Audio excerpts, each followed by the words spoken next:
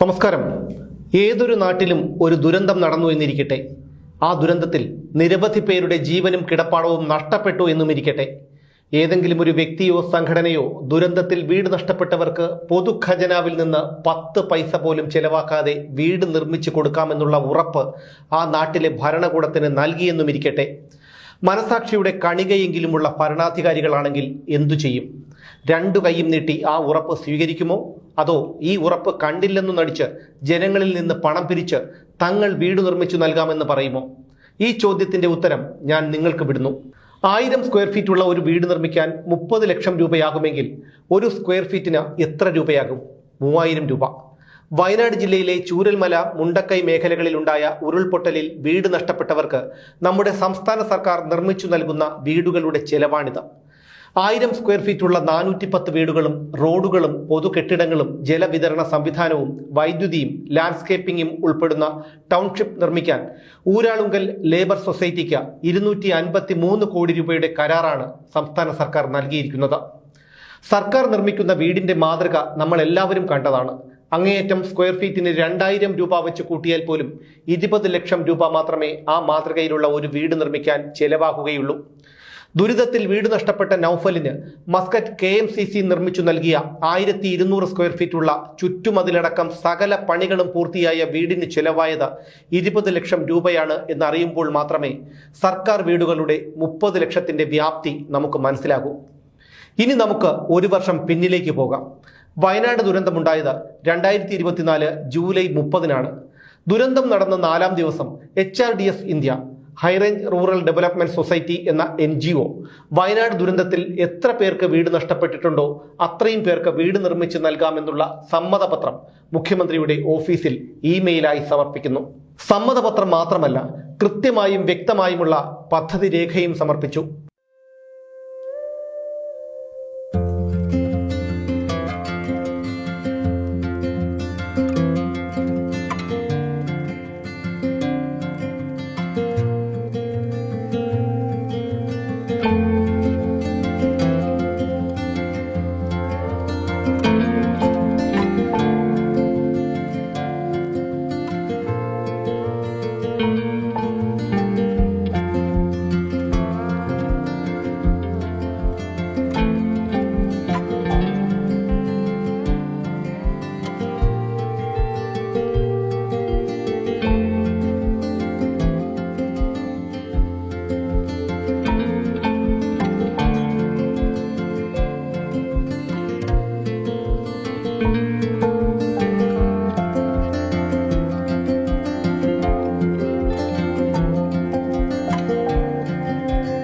വീടുകളോടൊപ്പം auditorium, school, കുടിവെള്ളം, വൈദ്യുതി എന്നീ സൗകര്യങ്ങളും ഉൾപ്പെടെ സംസ്ഥാന സർക്കാരിന് 1 രൂപയുടെ സാമ്പത്തിക ചെലവുമില്ലാതെ മുഴുവൻ ചെലവും തങ്ങൾ വഹിക്കാമെന്നായിരുന്നു HRDS ഇന്ത്യയുടെ സമ്മതപത്രം.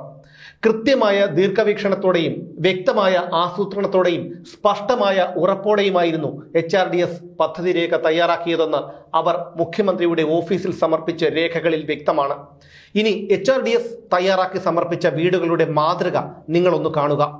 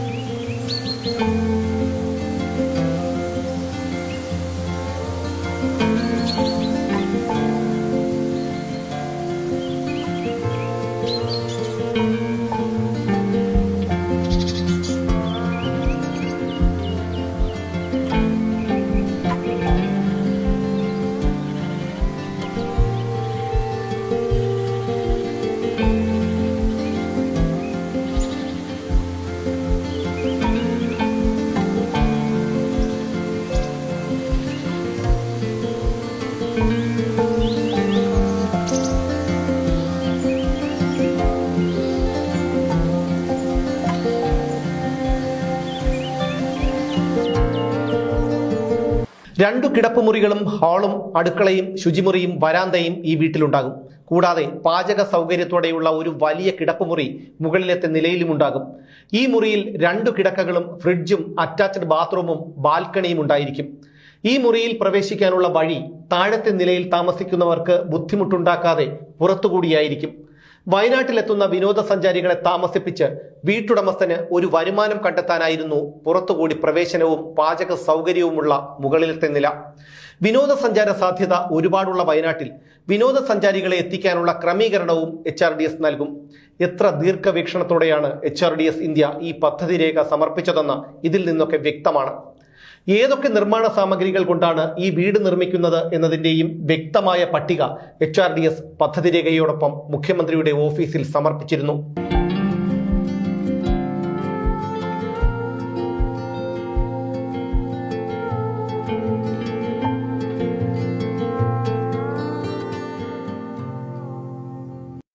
പഹൽഗാം ആക്രമണത്തിനു ശേഷം ഇന്ത്യ നടത്തിയ ഓപ്പറേഷൻ സിന്ദൂറിൽ ഇന്ത്യ പാക് അതിർത്തിയിലെ ചില വീടുകൾക്ക് കേടുപാടുകൾ സംഭവിച്ചിരുന്നു. ഈ വീടുകളും ഇതിനു മുൻപ് അതിർത്തി പ്രദേശത്ത് തകർന്നതുമായ വീടുകളും നിർമ്മിക്കുന്നതിനുള്ള പദ്ധതിരേഖ HRDS ഇന്ത്യ കേന്ദ്ര പ്രതിരോധ മന്ത്രി രാജ്നാഥ് സിംഗിന് സമർപ്പിച്ചിരുന്നു.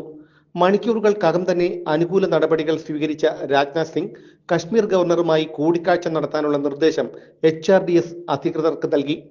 കശ്മീരിലെത്തിയ HRDS അധികൃതർ കശ്മീർ ഗവർണറുമായി നടത്തിയ കൂടിക്കാഴ്ചയിൽ ഇന്ത്യ പാക് അതിർത്തി ഗ്രാമങ്ങളിൽ 1000 വീടുകൾ നിർമ്മിക്കാനുള്ള കരാർ ഉറപ്പിച്ചു.